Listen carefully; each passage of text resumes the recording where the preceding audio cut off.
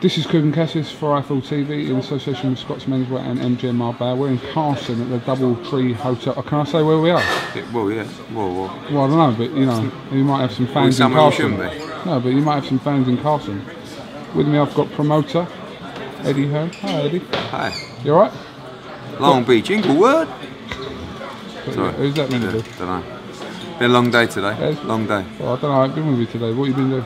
I've been at the hospital all day with Brooke, Luke Campbell and Callum Smith getting all their medicals done for the commission. Right.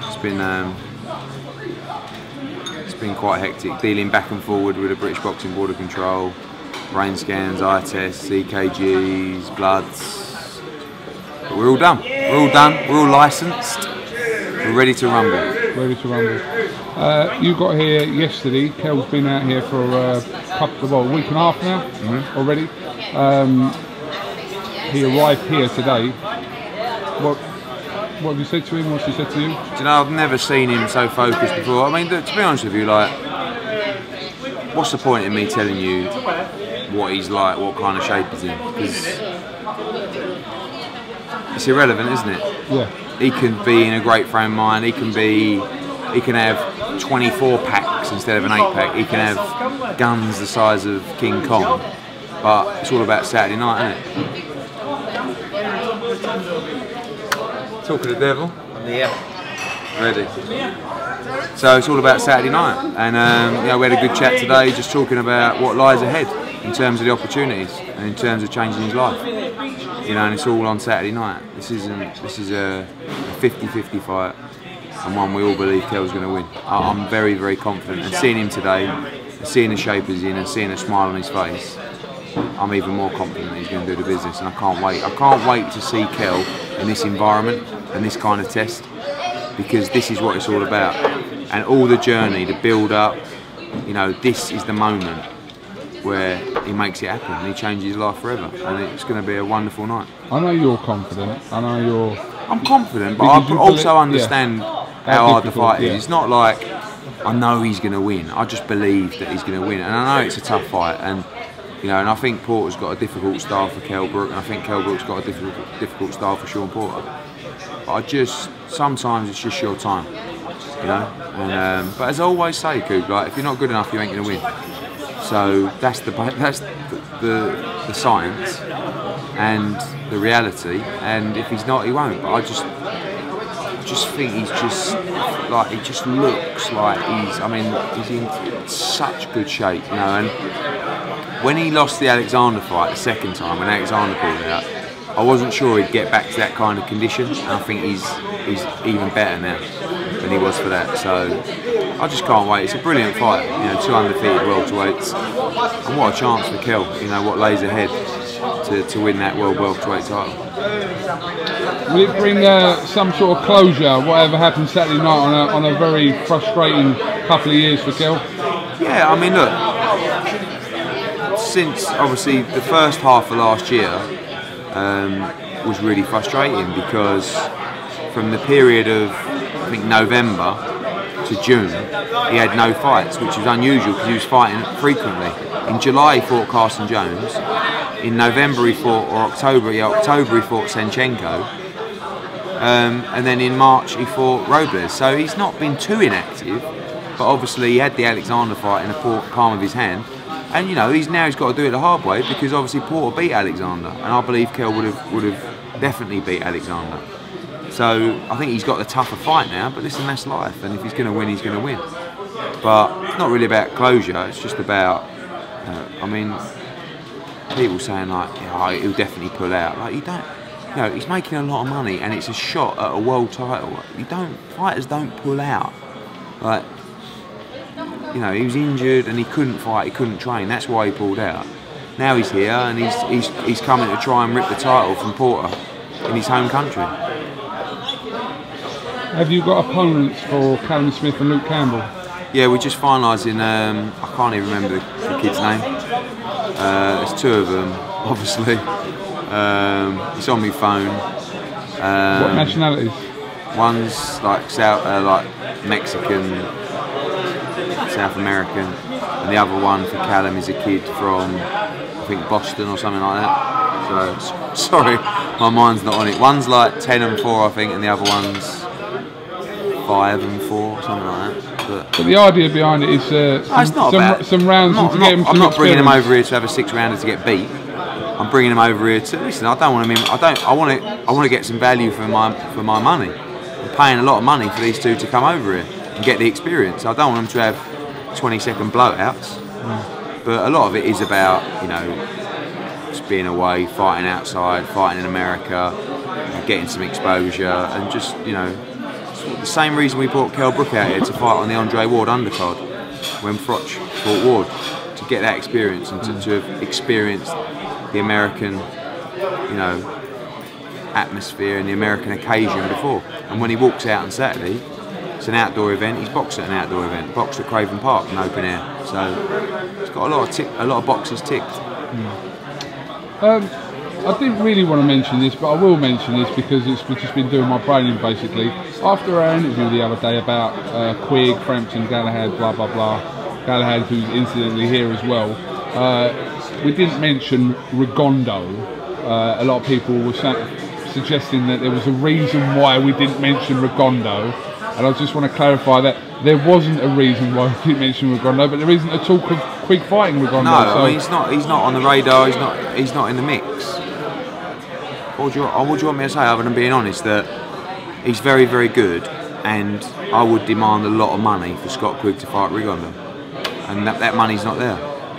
So what do you want me to do? Put my fighter in with one of the pound-for-pound top fighters in the world for like average money, or money that he could earn in a defence? You know, I mean, I don't want to.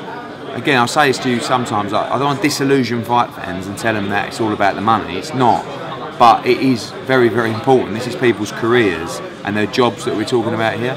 You just don't fight someone as good as Rigondeaux and have that high-level risk fight without reward. And people can say, yeah, but the reward is to be the best. Yeah, that's great, but show me the money to be to be in that kind of fight. It's not there. So, and it's not about disrespecting Rigondeaux. How is it disrespecting Rigondeaux when I'm saying he's amazing? He's an unbelievable fighter, pound for pound, one of the best in the world. You know, you have to say he's better than Quigg. You have to say he's better than Frampton. So you're saying right now, if they thought that Scott wouldn't beat Rigondeaux? I think it's unlikely that Quigg would beat Rigondeaux at the moment. But that's the truth. And I think he would say the same. Yeah. I do think he'd give him a great fight, by the way. But I just think Rigondeaux is exceptional. Yeah. And Quigg is a quality fighter. But Rigondeaux's something that we may never see again at those kind of divisions. I think he's unbelievable. And I'm not saying that, like, Quigg doesn't say to me, "Whoa, keep me away from Rigondeaux." He goes, "Listen, if the money's there," but it's not like there's similar or a little bit more than what he's getting at the moment. It's like treble, and that's not there. So why would you fight Rigondeaux? I know you want to be the best, but you just don't just. No, do you know what I'm saying? Yeah. Does it make sense? I mean, it makes sense, but I brought it up because we've got so many tweets because we didn't mention him, and people was like, "Were you not allowed to mention Rigondeaux for some reason?" But this is. I'm happy to talk. Listen, I'm happy to talk about Rigondeaux. I'm happy to talk about Golovkin. But will you look to make the fight ever with Quigg? Is it a possibility in the future? If it was a pay-per-view fight, or HBO come on and said we'll give you a pot of money for the fight, then yeah, I mean, Scott would have the fight if the terms were right, but I know the money that's available for that fight, and it's not even a consideration. You know what I mean? And I'm not saying that I'm not trying to make big fights, I'm not trying to put Quigg in with the best, but this is an exception to the rule here. It's a little bit like Golovkin against Froch. Froch will fight Golovkin, no doubt about it, but the money's got to be right. Now, you can't expect Froch to fight Golovkin for a half or a third of the money that he'd get for the Chavez fight, can you? So, and you can't expect Quigg to fight Rigondeaux for half of the money, or even a third of the money that he'd get for a Frampton fight. You know, so I'm sorry to Mr. Rigondeaux, he's just too good for his own good. He bit at the Eddie Hearn's Twitter. Oh, it's so funny. He did, didn't he? Oh, I watched that the other day. I mean, I was seeing some of his tweets the other day as well, and it's like, I hope people don't think it's me. I'm sure he doesn't now. Finally, I don't know how to even explain it. The news that come out Sunday in the Sunday Mirror about former boxing promoter Frank Maloney undergoing a sex change to become a woman. As a promoter, I'd just like to ask you your thoughts on that subject. It's nothing to do with me being a promoter, is it? It's just about being a human being. Okay. Well, no, as a promoter, I mean, you know, you're better off saying as a human being. What do you think about that? I mean, or as a man, I don't know. Like, as a man, a human being, and a promoter. This is what I think about that. Probably 5 or 10 years ago, I would have had a much different opinion on it. But my opinion, as it stands, is sometimes you've got to do whatever you've got to do to be happy. And if that's what he's got to do to be happy, then good luck to him. Good luck to him. I wouldn't have felt like that probably 5, 10 years ago. I would have had a bit of bad. But do you know, like, we've seen a lot of, you know, like you think about like Robin Williams. Do you know what I mean? And again, depression is one of those things that probably 5 or 10 years ago I didn't even believe existed, really.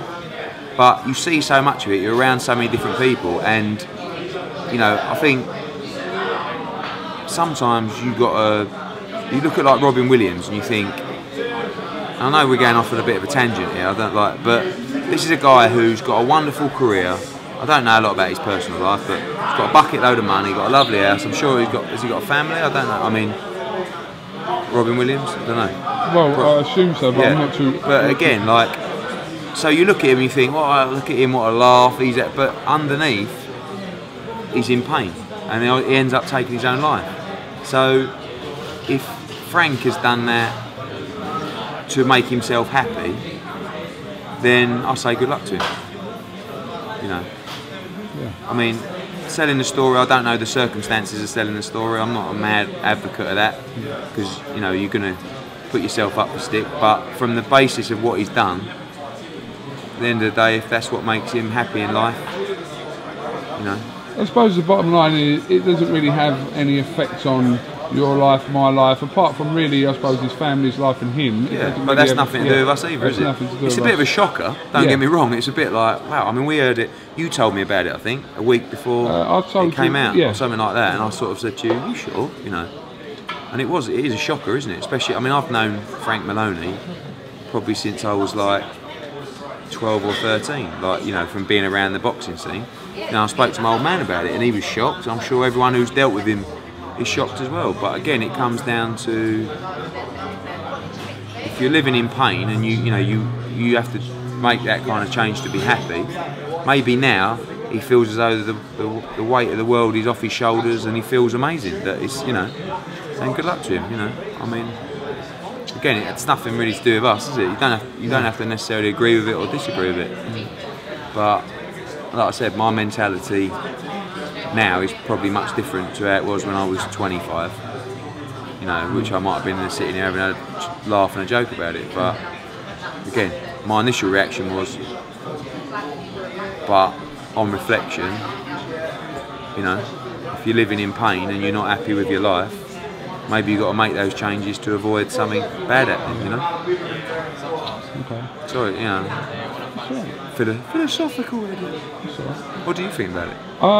Well, I'll be honest with you, I told you, I did try and make contact with Frank or Kelly, however or she wants to be referred to as, on the Sunday. And what, for an interview? For an interview, yeah. Yeah, but he probably got 100 grand from the Mirror. Yeah, I know. What are you going to give him? Well, exactly. Bag of knickknacks? No, I'm just saying.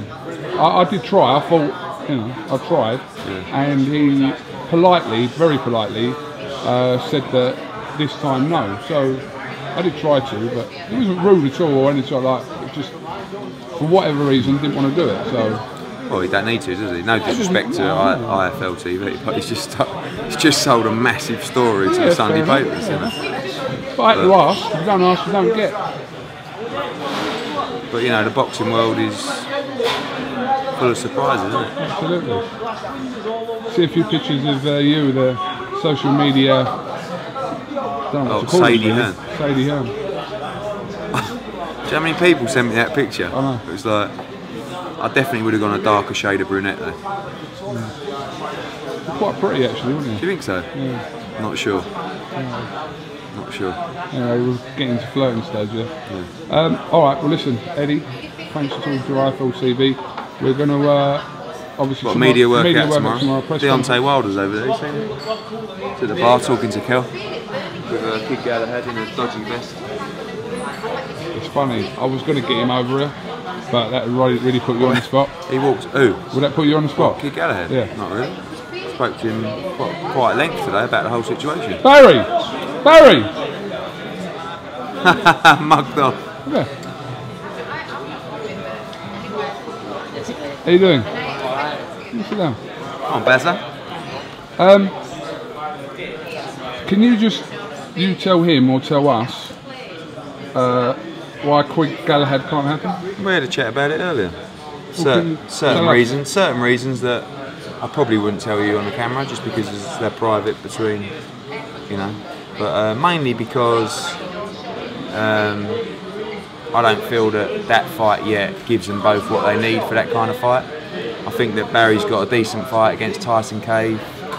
I think I said to him today that I feel like he needs one of those breakout fights. And I think you half agreed with me. You might not agree with it now, but I'm talking about like a Terrazas or a Mijares or you know those kind of kids. But I can see why. Listen, don't get me wrong.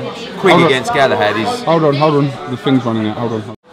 Yeah, so I think Quigg against Galahad is definitely a fight that could happen in the future. I think he's a quality fighter, but I don't feel that fight at the moment does what he deserves to do, which is probably fill an arena and give everyone a big payday.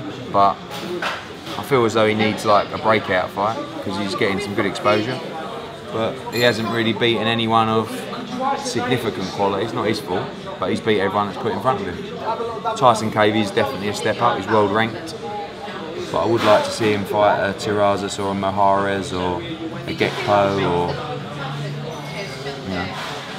What would you say to that?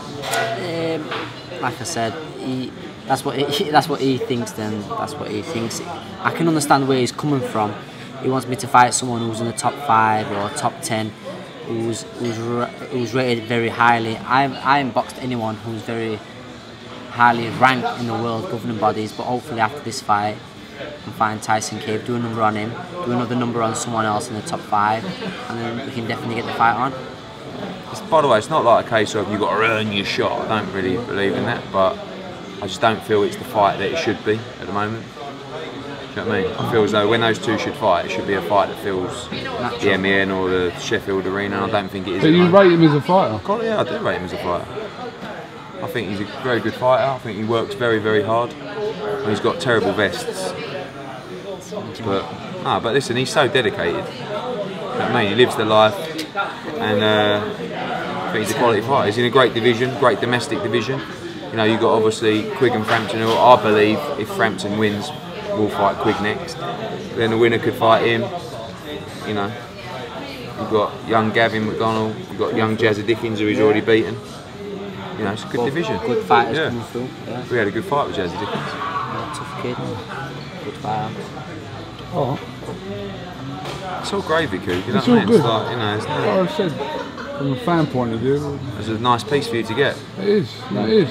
Do you know what I said? I said from a fan point of view, I would rather have seen you against Quigg than Quigg against Bunda. From a fan point of view. I can understand that. I can understand that, but I just feel like it's got, you know, it just doesn't Eddie feel wants like it to be juicy. I do, and I feel like it'd be half wasted at the moment, to be honest with you. Yeah. But because it's definitely a fight that could happen. Listen, fans have got to understand that fighters don't duck fighters. Do you understand what I'm saying? Yeah, like he would fight anyone, and Quigg would fight anyone. It's not like Quigg's going to me, oh, whatever you do, don't stick me in with Kid Galahad. It's just don't happen. He'd fight RIGONDEAUX, so would Quigg. But it's our job to make sure that it's the right time, and it's the right package, and it's the right opportunity. That's what you call getting promoted and managed properly. Exactly. So, you know, if he'd probably go, do you know what, I'd fight RIGONDEAUX for nothing. I'll go, whoa, whoa, whoa, you be quiet and go back to the gym. Yeah. Do you know what I mean? Because this doesn't happen. That's what fighters do. Alright, well listen. Why don't you go and talk to Deontay Wilder? It's alright, we'll all go. It's alright, I was talking You to you nervous? two. Do you want me to introduce you? He's my mate. Do you want me to introduce you? Why do you need to introduce someone I already know? Well, no, because you seem nervous. Bomb Squad! Bomb Squad! I think that answers the question right there. Oi! Okay, what are you like? You and Has that Deontay? just answered your question? You don't know really, everyone in you're boxing. just, I know everyone. he's just gone to his mate. Who's that mug? Ah, I heard him. Careful. Alright, Eddie Hearn. He's not that big, Kid is he? It's the Galahad. first time I've ever seen him. Yeah. See if he fancies doing a bit tomorrow. What's that on his end? Is it his wrist, Danny? Is he? He's hurt his wrist. He's It's boxing on alright, Saturday. it's on his left hand. Hey, His right hand's Joshua got the Wilder, 2015. Good fight, that. Talking to his representatives today, actually. Yeah? Okay. Alright. Watch this space. Watch this space. Have you got anything to add? That's it. Barry? Nothing. He says Kell Brook inside 6. Inside 8. 8, oh, sorry. 8. Kelvin 8. We've done an interview, told them. I think it could go early. He's in such a good place. Let's hope so. It's We're going to all be some Team night. Brook when Of we're course we anyway. are. We're all, like I keep saying, we support our own. It's like, it doesn't matter what fighters you like. When a fighter's over here boxing an American, you get behind him, 100%. Absolutely. And I don't know why you can't get behind someone who has dedicated his life to this moment. So, I've got a great quote on my phone. Read it out. Get in, read it. No, my battery's gone. Don't let someone whose dreams have faltered talk you out of achieving yours, or something like that. Do you know what I mean? Okay. Anyway. Eddie Hearn, Kid Galahad, thanks for joining TV, and we'll see you tomorrow.